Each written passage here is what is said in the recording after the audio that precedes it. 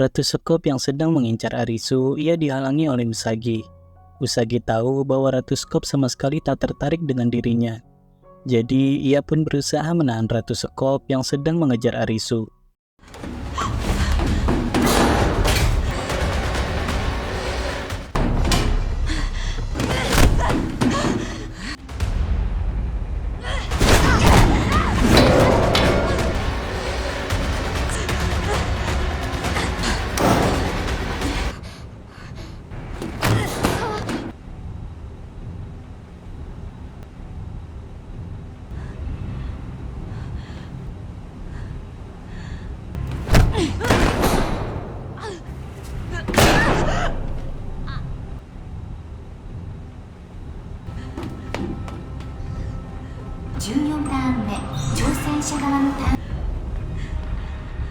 Di babak ke-14 ini, Usagi berusaha mencari orang-orang yang sebelumnya ada di tim penantang.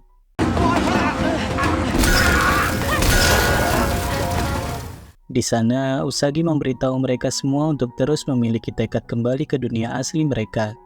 Karena jika mereka lebih memilih berada dalam dunia permainan itu bersama Ratu Sekop, itu sama saja mereka akan terus membunuh banyak orang nantinya. Namun, orang-orang itu merasa sudah tak ada lagi cara untuk kembali ke dunia asli. Mereka hanya berharap mereka bisa terus hidup tanpa harus mengikuti permainan lainnya dan tanpa harus diburu dan ditembaki oleh Raja Sekop.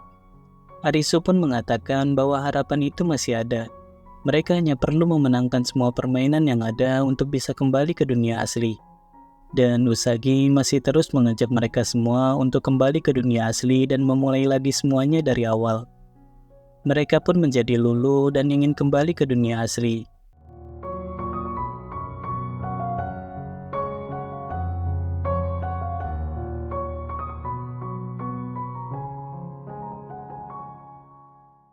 Babak ke-15 dimulai. Itu berarti setelah ini adalah babak terakhir. Kini saatnya tim Ratu mengejar tim penantang. Dan Ratu Sekop meminta semua timnya untuk berusaha mendapatkan Arisu apapun yang terjadi.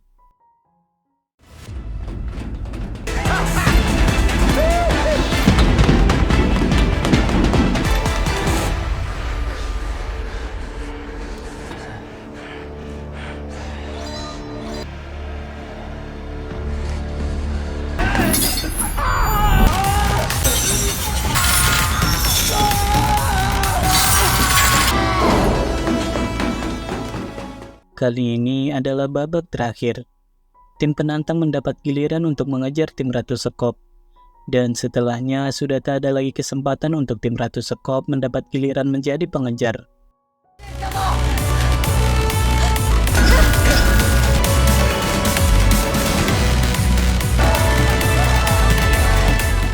Permainan pun akhirnya selesai dengan kemenangan untuk tim penantang.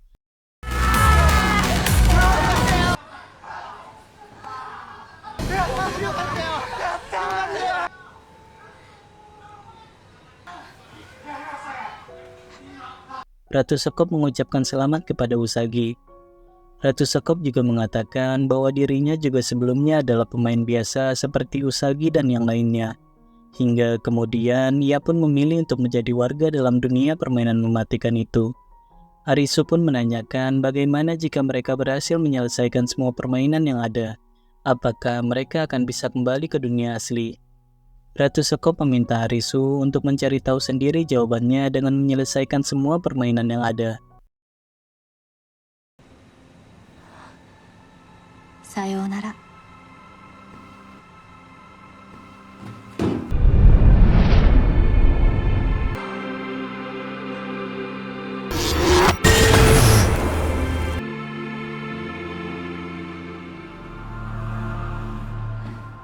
Di sisi lain, An melihat seekor rusa yang telah mati. Ia pun menjadi teringat dengan kehidupannya di dunia asli. Ia adalah bagian dari anggota tim forensik di kepolisian. Itu adalah pekerjaan yang sangat ia sukai. Dan An menjadi semakin bertekad untuk kembali ke dunia asli.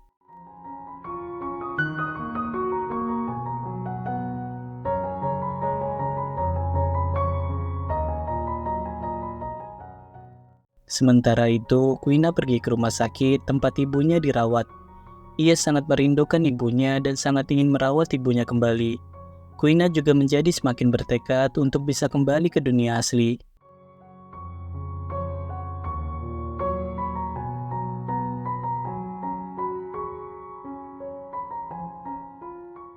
Sedangkan Arisu dan Usagi, mereka tak sengaja menemukan bangunan stadion yang telah runtuh.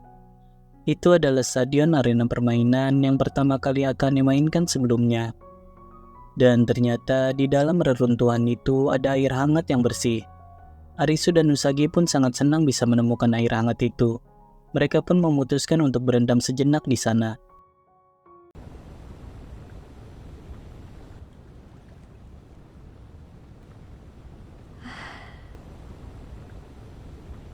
Dan saat mereka sedang berendam, mereka melihat ada 2 ekor gajah yang juga sedang mandi bersama di sana. Mereka pun sangat takjub bisa melihat hal itu di dalam dunia permainan mematikan ini.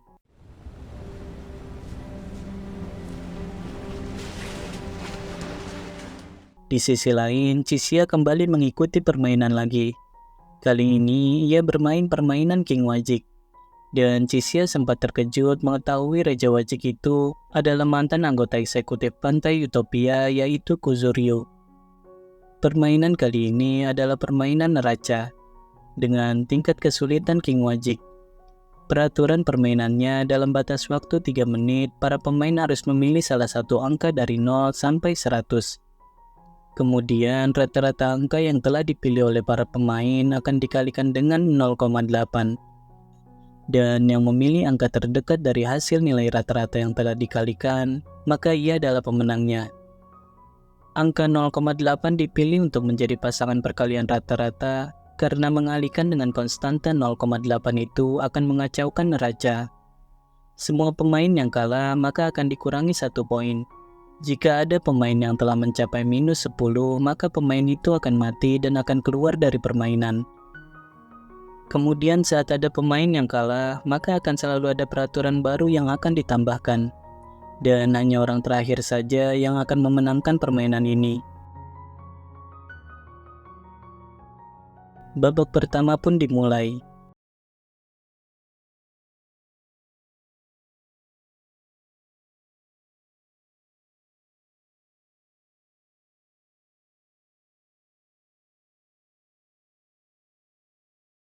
Waktu untuk babak pertama telah habis. Nilai rata-rata dari semua angka yang dipilih oleh para pemain pun dikalikan dengan konstanta 0,8. Dan hasilnya adalah 26,24. Angka terdekat dari hasil itu adalah angka pilihan Kuzuryu, sang Raja Wajik. Kuzuryu pun memenangkan babak pertama, dan para pemain yang lainnya mendapat pengurangan 1 poin. Tiba-tiba saja ada suara gemericik air. Ternyata itu adalah air asam yang sangat kuat. Pemain yang poinnya telah mencapai minus 10, maka ia akan tersiram oleh air asam yang ada di atas kepala mereka itu. Dan jika cairan asam itu mengenai tubuh mereka, maka tubuh mereka akan meleleh seketika. Babak kedua pun dimulai. Mereka mulai menganalisa perkiraan pilihan angka para pemain yang lainnya. Mereka hanya bisa menerka-nerka tentang kemungkinan pilihan angka para pemain. Mereka juga tak bisa memperhitungkan dengan pasti angka dari pilihan masing-masing pemain. Di babak kedua ini, nilai rata-rata dari angka pilihan para pemain adalah 16,6. Kemudian dikalikan dengan konstanta 0,8. Hasilnya adalah 13,28. Lagi-lagi pilihan angka Kuzuryu adalah angka terdekat dengan hasil tersebut. Chisia menjadi merasa heran mengapa Kuzuryu semakin kesini malah semakin dekat pilihan angkanya dengan hasil rata-rata yang telah dikalikan. Chisia kemudian bertanya kepada Kuzuryu sebenarnya apa yang sedang ia ukur. Apakah tentang nilai kehidupan atau tentang hal lainnya? Dan Kuzuryu menjadi teringat dengan kehidupannya di dunia asli. Ia berprofesi sebagai seorang pengacara. Suatu hari ia sempat berdiskusi dengan seniornya perihal banyak warga yang tewas di sekitaran suatu pabrik akibat kerusakan lingkungan yang disebabkan oleh pabrik tersebut. Kuzuryu berencana ingin membantu warga di sana untuk mendapatkan keadilan. Namun seniornya menolak rencana Kuzuryu itu. Seniornya mengatakan bahwa Kuzuryu adalah pengacara yang hebat tetapi tak paham hukum yang sebenarnya. Menurut seniornya, hukum itu ada bukan untuk melindungi yang lemah dari para penguasa. Dan Kuzuryu mengatakan semua orang itu sama di mata hukum. Namun seniornya dengan tegas mengatakan itu hanyalah sebuah idealisme, bukan aturan yang sebenarnya. Menurutnya yang sebenarnya adalah keadilan dan kesetaraan tak akan berguna di dunia yang penuh kejahatan ini. Saat dunia tidak adil, itu adalah saat yang tepat untuk manusia menggunakan imajinasi mereka agar mengubah semuanya terlihat menjadi adil. Begitulah aturan hukum menjijikan yang ada di dunia ini. Dan di babak ketiga ini, Nona Diamond yang memenangkan permainan.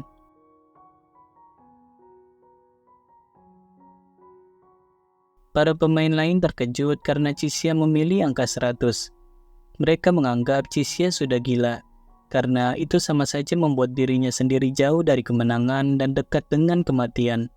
Namun Chixia dengan santai menjawab, ia telah pusing memikirkan angka-angka itu, jadi ia cukup mengacaukan saja semuanya. Permainan pun terus berjalan semakin rumit dan semakin sulit ditebak. 7回戦目の結果、勝者大門様。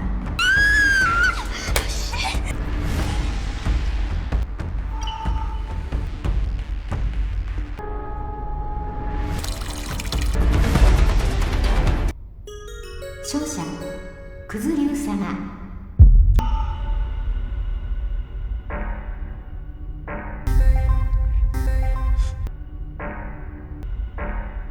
ゲームオーバー。その姫は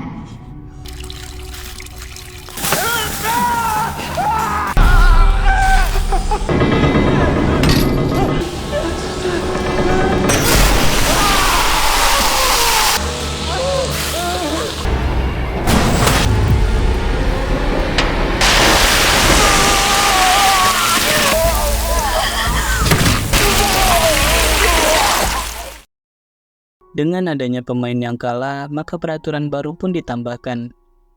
Aturan baru yang pertama, jika ada pemain memilih angka yang sama, maka pilihan itu akan dibatalkan. Dan poin mereka akan dikurangi 1. Kemudian aturan yang kedua, jika sebelumnya yang kalah hanya dikurangi 1 poin, maka kini yang kalah akan dikurangi 2 poin.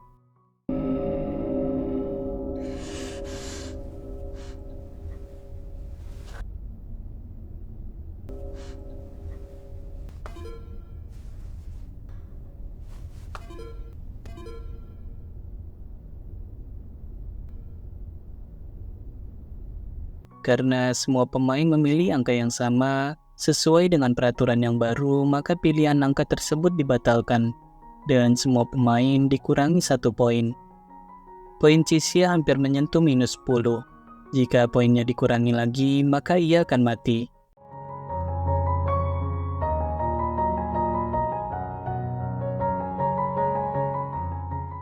Di babak ke-12 ini, pilihan angka Chixia adalah yang paling dekat dengan hasil dari perkalian rata-rata.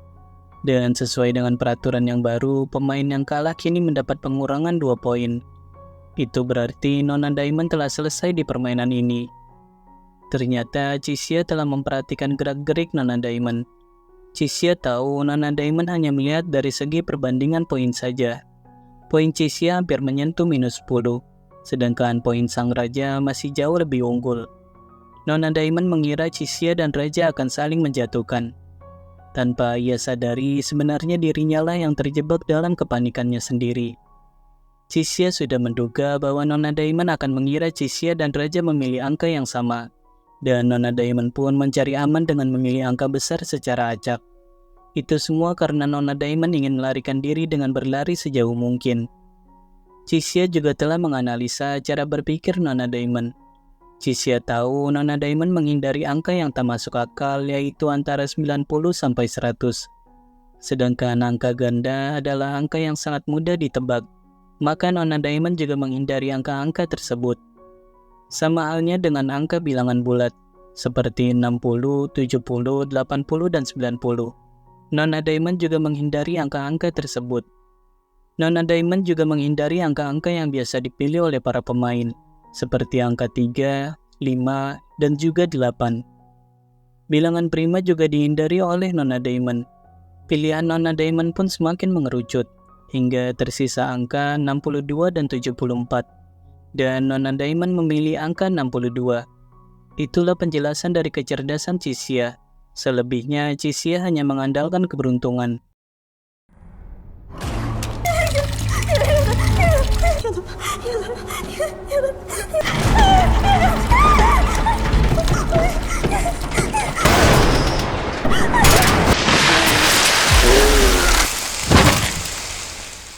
Dengan matinya Nona Diamond, kini peraturan baru pun ditambahkan.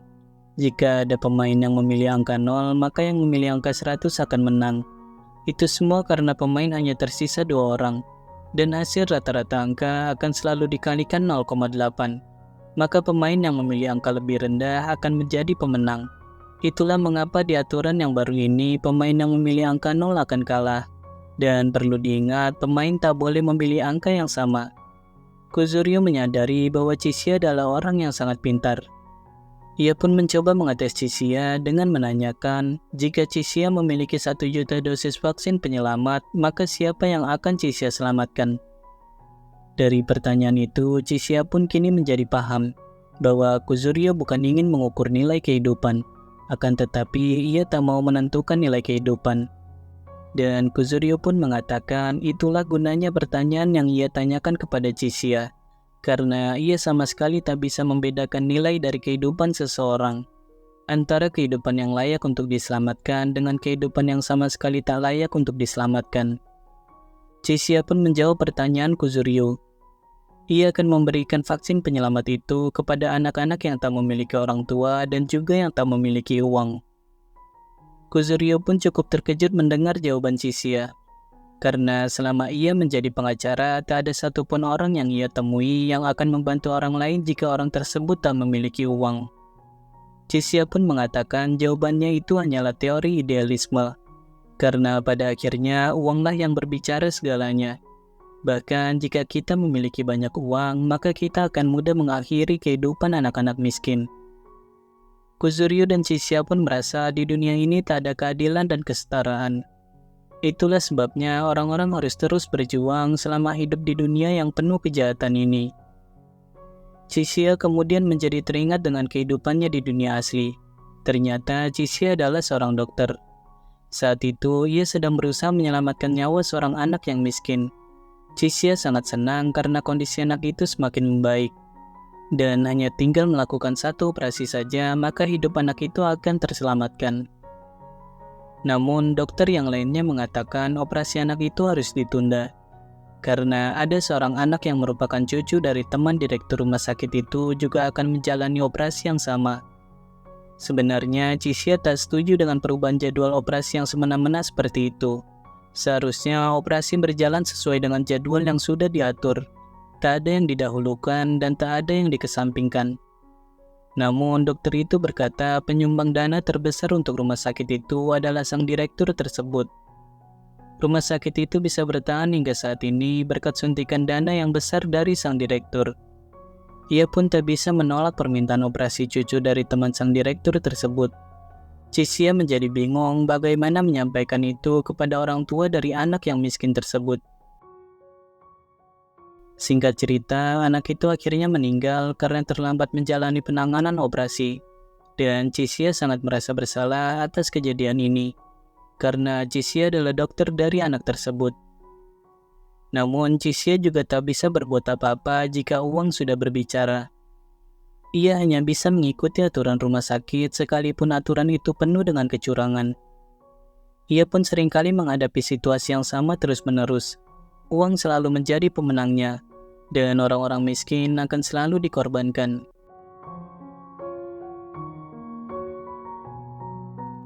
Karena mengingat kejadian itu, Cisia pun mengatakan akan memilih angka 100.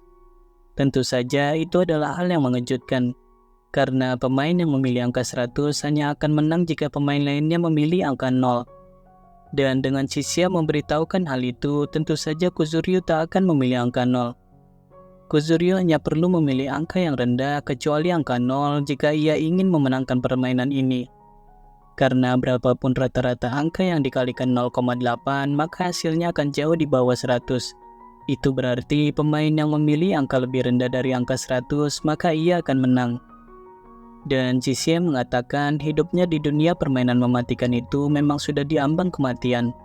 Ia juga merasa telah melakukan banyak dosa kepada anak-anak miskin yang tak memiliki uang. Jadi, ia memasrahkan hidupnya di dalam permainan ini. Kuzuryu pun menjadi teringat dengan seseorang yang pernah menyelamatkannya di dalam permainan. Saat itu, Kuzuryu sudah pasrah dengan kehidupannya. Namun, orang itu mencoba memberikan semangat kepada Kuzuryu. Orang itu mengatakan sebelumnya ia telah ditolong oleh orang lain, dan kini ia juga ingin menolong orang lain. Dan jalan hidupnya saat ini adalah ingin terus menolong orang lain. Secara mengejutkan, Kuzuryu malah memilih angka 0.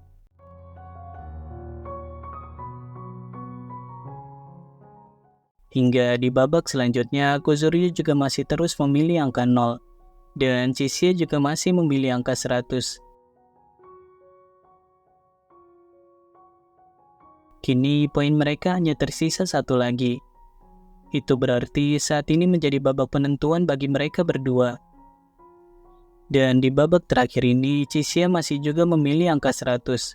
Jika Kuzuryu memilih angka rendah selain angka 0, maka Kuzuryu akan menjadi pemenangnya dan Jixie akan mati. Kuzuryu pun menjadi teringat saat ia masih di pantai. Saat itu, ia bertanya kepada Momoka apa alasan Momoka memilih menjadi penyihir dan akan membunuh dirinya sendiri. Dan Momoka menjawab, ia memiliki cita-cita untuk bisa menghancurkan master game dunia permainan mematikan itu. Ia ingin menunjukkan kepada master game bahwa semua tak akan berjalan sesuai dengan keinginan master game. Momoka mengira tak akan ada pembantaian seperti yang diinginkan oleh master game jika Momoka membunuh dirinya sendiri. Meski pada kenyataannya setelah Momoka mati malah terjadi pembantaian besar-besaran di pantai Utopia. Kuzuryu mengatakan kepada Jixie dirinya benar-benar tak mengerti dengan makna dari nilai kehidupan seseorang. Ia tak ingin menghadapi hari di mana ia harus memutuskan tentang nilai kehidupan seseorang. Ia hanya ingin menentukan nilai kehidupan dirinya sendiri saja saat ini.